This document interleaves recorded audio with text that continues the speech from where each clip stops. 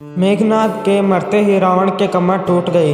कुछ समय तक तो वह शोक में डूबा रहा, फिर वह क्रोध से लाल हो गया। उसकी शक्ल बड़ी डरावनी हो गई। कोई उसके मुंह की ओर आंख उठाकर न देख पाता था। उसने बची हुई सारी राक्षस सेना को युद्ध के लिए चलने की आज्ञा दी। सिंह की तरह गरजता हुआ वह भी रथ पर चढ़कर निकला। लड़ाई के बाजे बजने लगे। उसके चलते ही अनेक अपशकुन हुए। उसके घोड़ों के पैर बार बार फिसल जाते, रथ के ऊपर गिद्ध मंडराते और उसके बाएं भुजा बार बार फड़कती। रावण ने इनकी कुछ भी परवाह न की। वह घमंड से यह कहता हुआ युद्ध करने लगा कि आज मैं राम से सबका बदला लूंगा। भयंकर युद्ध छिड़ गया। बंदरों की लाशों से समरभूमि पट गई। रावण जिधर को भी मुंह करता भगदड़ मच जाती। सुषेण और सुग्रीव ने वानर सेना को संभाला। सुग्रीव और विरूपाक्ष का युद्ध छिड़ गया। दोनों एक दूसरे पर घातक चोटें करने लगे। सुग्रीव ने विरूपाक्ष के हाथी पर चोट की, वह बैठ गया। तब विरूपाक्ष ने तलवार से सुग्रीव को घायल कर दिया। अंत में सुग्रीव के पक्के के प्रहार से विरूपाक्ष ढेर हो गया। इसी प्रकार द्वंद्व युद्ध में उन्होंने महोदर को भी मार डाला। इसी बीच वीरवर अंगद ने महापाशुर का काम तमाम कर दिया। अब केवल रावण बचा। वह फन कुचले हुए नाग की भांति फुफकारने लगा। उसके सामने बंदरों को भागते देख श्री राम धनुष बाण लेकर आ गए। अब राम रावण युद्ध छिड़ गया। वे एक दूसरे के प्रहारों को बड़ी देर तक व्यर्थ करते रहे। उनके बाण जब चलते तो रणभूमि में बिजली सी कौंध जाती। इतने में लक्ष्मण और विभीषण भी आ गए। विभीषण ने रावण के सारथी को और घोड़ों को मार दिया। विभीषण को आगे देखकर रावण को बड़ा क्रोध आया। उसने विभीषण को मारने के लिए एक भयंकर शक्ति बाण छोड़ा। लक्ष्मण ने उसे बीच में ही काट दिया। तब उसने दूसरी शक्ति छोड़ी। उस दिव्य शक्ति को देखकर लक्ष्मण ने विभीषण को पीछे कर लिया। शक्ति लगते ही लक्ष्मण अचेत हो गया। श्री राम पास में ही थे। उन्होंने उस शक्ति को खींचकर निकाल दिया। रावण को मौका मिल गया। उसने श्री राम को बुरी तरह घायल कर दिया।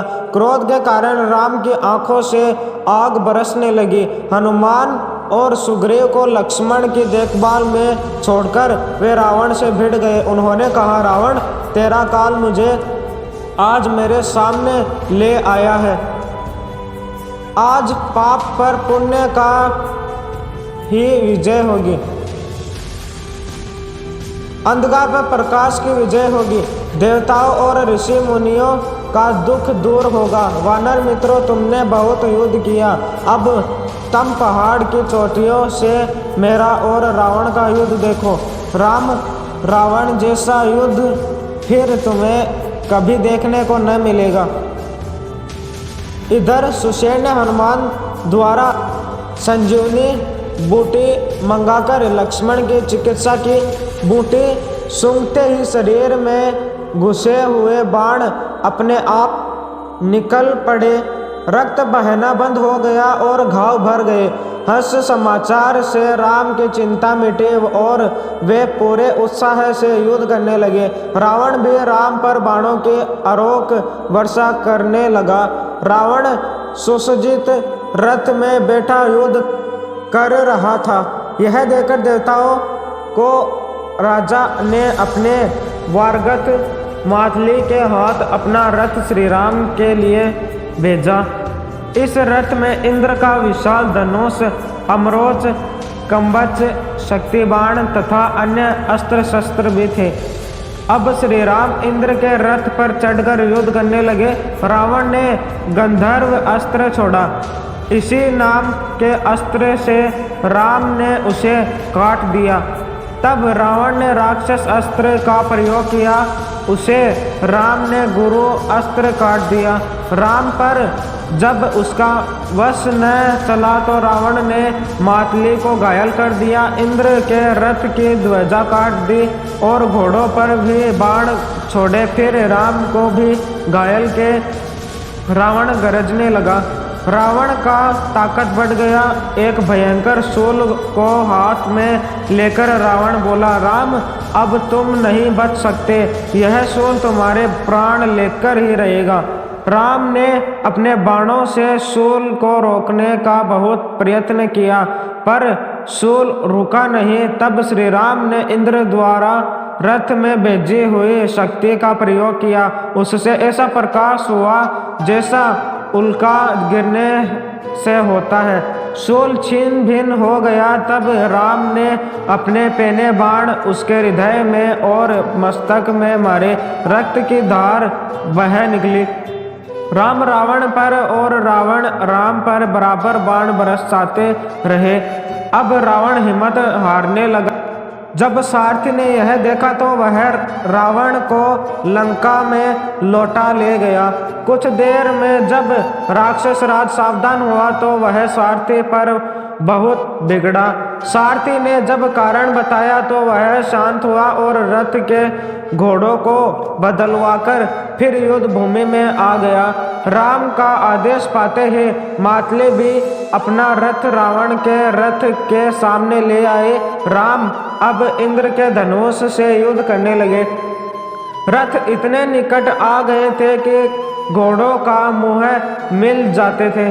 श्री राम ने बाणों से रावण के घोड़ों का मुंह मोड़ दिया। रावण ने भी राम के रथ के घोड़ों पर चोट की, पर उन पर कोई असर नहीं हुआ। युद्ध अंत दिखाई नहीं दे रहा था। राम सोचने लगे कि जिन बाणों से मैंने सहज ही खरदूषण को मार दिया, विराट और कंबद का वध किया, बाली को मारा और समुद्र में आग लगा दी, वे बाण रावण के सामने बेकार हो गए।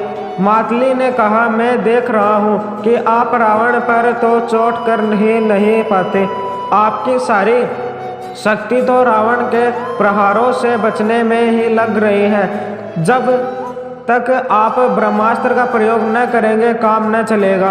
राम को अब महर्षि अगस्त्य द्वारा दिए गए बाण की याद आई। अगस्त्य ऋषि को यह बाण ब्रह्मा जी से मिला था। श्री राम ने उस अमोघ बाण को धनुष पर चढ़ाया और कान तक खींचकर छोड़ दिया। रावण के वक्ष को चीरता हुआ वह बाण पार निकल गया और फिर राम के तरकश में लौट आया। रावण के हाथ से धनुष छूट गया और वह रथ से पृथ्वी पर गिर पड़ा। रावण के मरते ही देवताओं ने श्री राम की जय जयकार और फूलों की वर्षा की। सुग्रीव, विभीषण, लक्ष्मण, हनुमान सब टकटकी लगाकर राम के मुंह की ओर देखने लगे। भाई का मृत शरीर लौटते देख विभीषण शोक से व्याकुल हो गए। वे रोते हुए बोले, भाई आपके डर से तो काल भी कांपता था। जब गदा लेकर आप दिग्विजय को निकलते तब पृथ्वी डगमगाने लगती थी। देवता अपने प्राण बचाने के लिए खोह कंदराओं में छिप जाते। आज आपका शरीर धूल में लौट रहा है। राम से वैर करने का यही फल होता है। मैंने बहुत समझाया पर आपने एक न मानी। हाय, आज राक्षस वंश का नाश हो गया। श्री राम ने विभीषण को समझाया, मित्र, रावण शोक करने योग्य नहीं। जिसने जन्म लिया है वह मरता अवश्य है। रावण को तो उत्तम मृत्यु मिली है। वह वीर था और उसे वीरगति ही मिली। तुम शोक छोड़कर उसका विधि पूर्वक अंतिम संस्कार करो। इतने में मंदोदरी आदि रानियां भी रणभूमि में आ गई और रोने लगी। मंदोदरी के विलाप को सुनकर सबकी आंखों में आंसू आ गए। श्री राम ने उन्हें समझा बुझाकर उचित दाह संस्कार करने के लिए कहा। रानियों को लेकर विभीषण नगर में चले गए।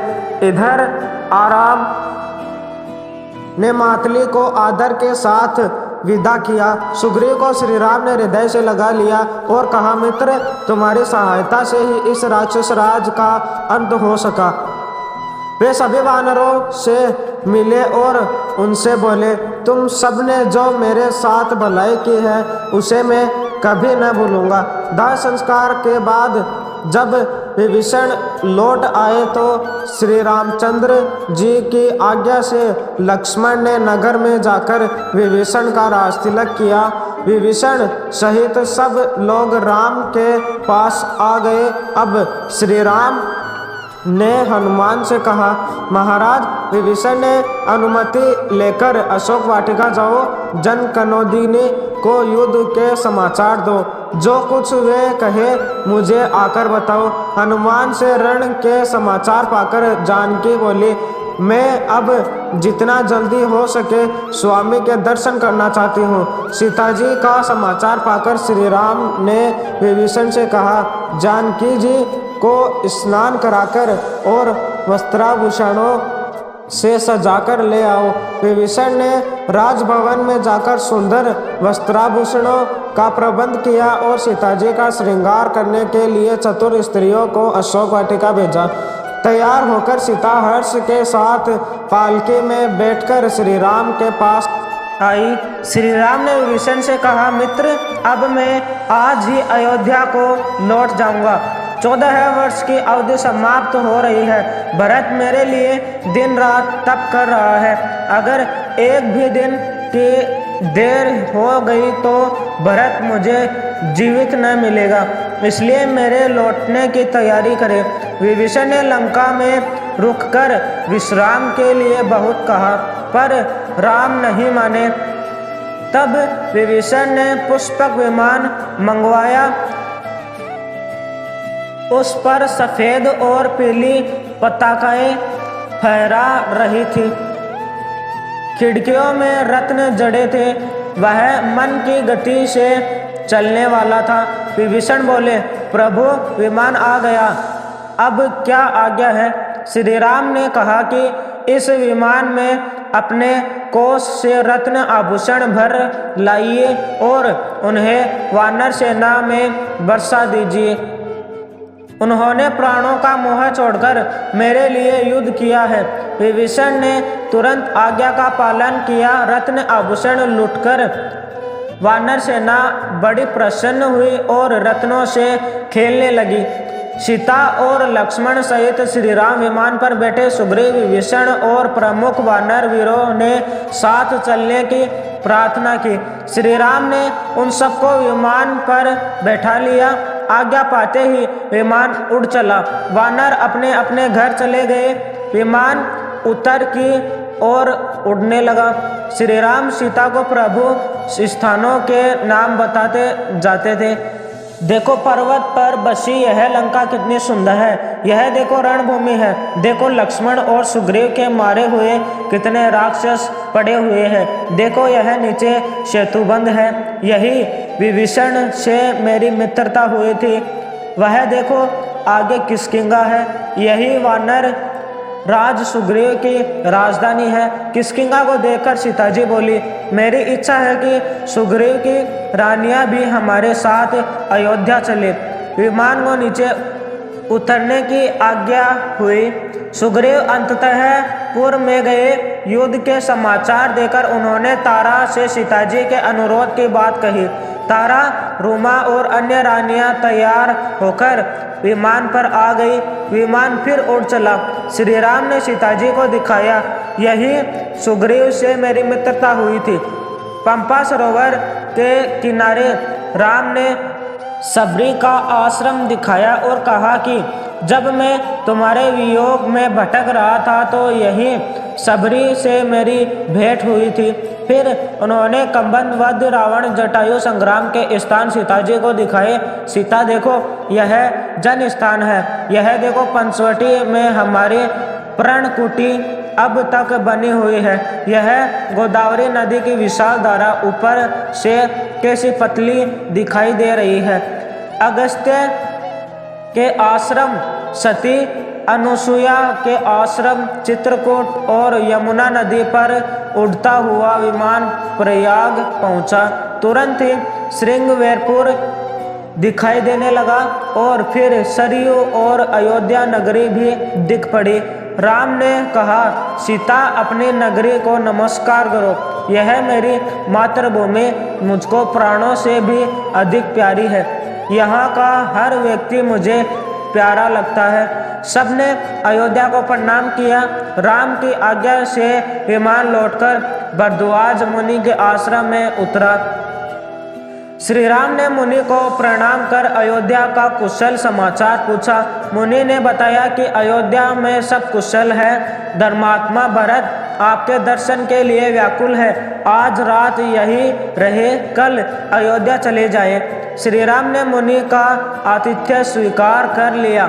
मुनि के प्रताप से सब वृक्ष फलों से लद गए। सबने अमृत के समान मीठे फल खाए। तब श्री राम ने हनुमान से कहा, तुम अयोध्या जाकर हमारे आने की सूचना भरत को दो। रास्ते में निषादों के राजा गुह से भी मिलना, वे मेरे बड़े मित्र हैं। उसने तुम्हें भरत का सच्चा समाचार मिल जाएगा। उसके बाद श्री राम ने सीता जी को दिखाया। यही सुग्रीव से मेरी मित्रता हुई थी। पंपा सरोवर के किनारे राम ने सबरी का आश्रम दिखाया और कहा कि जब मैं तुम्हारे वियोग में भटक रहा था तो यही सबरी से मेरी भेंट हुई थी। फिर उन्होंने कंबंद वध रावण जटायु संग्राम के स्थान सीता जी को दिखाए। सीता देखो, यह जन स्थान है। यह देखो, पंचवटी में हमारी पर्णकुटी अब तक बनी हुई है। यह गोदावरी नदी की विशाल धारा ऊपर से कैसी पतली दिखाई दे रही है। अगस्त्य के आश्रम सती, अनुसुईया के आश्रम चित्रकूट और यमुना नदी पर उड़ता हुआ विमान प्रयाग पहुंचा। तुरंत ही श्रृंगवेरपुर दिखाई देने लगा और फिर सरयू और अयोध्या नगरी भी दिख पड़ी। राम ने कहा, सीता अपनी नगरी को नमस्कार करो। यह मेरी मातृभूमि मुझको प्राणों से भी अधिक प्यारी है। यहाँ का हर व्यक्ति मुझे प्यारा लगता है। सबने अयोध्या को प्रणाम किया। राम की आज्ञा से विमान लौटकर भरद्वाज मुनि के आश्रम में उतरा। श्री राम ने मुनि को प्रणाम कर अयोध्या का कुशल समाचार पूछा। मुनि ने बताया कि अयोध्या में सब कुशल है। धर्मात्मा भरत आपके दर्शन के लिए व्याकुल है। आज रात यहीं रहे, कल अयोध्या चले जाए। श्री राम ने मुनि का आतिथ्य स्वीकार कर लिया। मुनि के प्रताप से सब वृक्ष फलों से लद गए। सबने अमृत के समान मीठे फल खाए। तब श्री राम ने हनुमान से कहा, तुम अयोध्या जाकर हमारे आने की सूचना भरत को दो। रास्ते में निषादों के राजा गुह से भी मिलना, वे मेरे बड़े मित्र हैं। उनसे तुम्हें भरत का सच्चा समाचार मिल जाएगा। उसके बाद नंदीग्राम जाकर भरत से भेंट करना और उन्हें हमारे वनवास की अवधि पूरी कर लौट आने का समाचार देना। फिर अयोध्या का समाचार लेकर तुम शीघ्र लौटो। जाकर भरत से भेंट करना और उन्हें हमारे वनवास की अवधि पूरी कर लौट आने का समाचार देना। फिर अयोध्या का समाचार लेकर तुम शीघ्र लौटो। मनुष्य का रूप बनाकर हनुमान पहले गुह से मिले और भरत का समाचार लिया। फिर नंदीग्राम में भरत के पास पहुँचे। राम के आने का समाचार पाकर भरत फूले न समाये। अयोध्या का समाचार लेकर हनुमान श्री राम के पास पहुंच गए। विमान अयोध्या की ओर उड़ चला। इधर अयोध्या में श्री राम, सीता और लक्ष्मण के स्वागत की तैयारियां होने लगी। सारा नगर बंधनवार और पताकाओं से सज गया। तरह तरह के बाजे बजने लगे। माताओं ने आरती के थाल सजाए। भरत ने राम की चरण पादुकाएं सिर पर रख ली। विमान की प्रतीक्षा में सब लोग नंदीग्राम में इकट्ठे हो गए। विमान को देखते ही श्री रामचंद्र की जय से आकाश गूंज गया। रामचंद्र जी के उतरते ही भरत ने उनके चरणों में प्रणाम किया। श्री राम ने भरत को गले लगा लिया। शत्रुघ्न से मिलकर राम सब अयोध्या वासियों से मिले। शत्रुघ्न ने लक्ष्मण और सीता जी के चरणों में प्रणाम किया। माताओं के चरणों में प्रणाम कर श्री राम वशिष्ठ जी के आश्रम में गए और उन्हें प्रणाम कर आशीर्वाद प्राप्त किया। भरत और शत्रुघ्न, विभीषण, सुग्रीव आदि सभी से मिले पुष्पक विमान को श्री राम ने कुबेर के पास चले जाने की आज्ञा दी। वीडियो अच्छा लगा हो तो लाइक करें, सब्सक्राइब करें और अपने दोस्तों में शेयर करें।